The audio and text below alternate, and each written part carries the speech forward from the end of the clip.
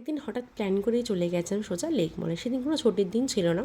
তো যাই হোক, লেক মলে যাওয়ার কারণটা বলি তোমাদের। অনেক দিন ধরে ইচ্ছা ছিল একটা ডায়মন্ডে কিছু কেনার। তো লেক মলে ব্লু স্টোনও রয়েছে, ক্যারেটলেনও রয়েছে। ব্লু স্টোনে ফার্স্ট গেছিলাম, বাট ওদের কালেকশন আমার একটাও পছন্দ হয়নি।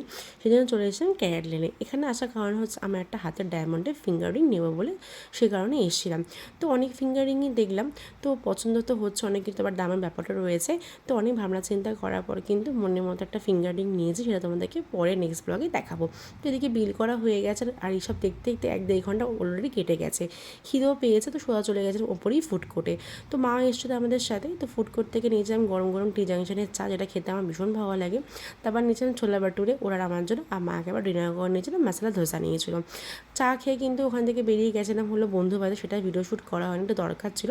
ওখান থেকে বেরোলাম তখন 11:30 বাজে, তখন আর কী খোলা থাকবে। তো বাড়ির কাছে ছিল বাচ্চান ধাবা, একেবারে বাইরে ডিনার করে বাড়িতে ফিরেও ঠিক করেছিলাম। তার জন্য এখান থেকে এসে কিন্তু গরম গরম বাটার তন্দুরি রুটি নিয়েছিলাম, তার সাথে ফিশের একটা আইটেম নিয়েছিলাম। আর খাওয়া দাওয়া শেষে আজকে একটু ইচ্ছা করছিল যে ফালুদা খেতে। ফালুদা খেতে খুব একটা পছন্দ করি না আমি, ইচ্ছাটা একটু খাই আজকে, তো খেয়েছিলাম, মোটামুটি ভালোই লেগেছিল।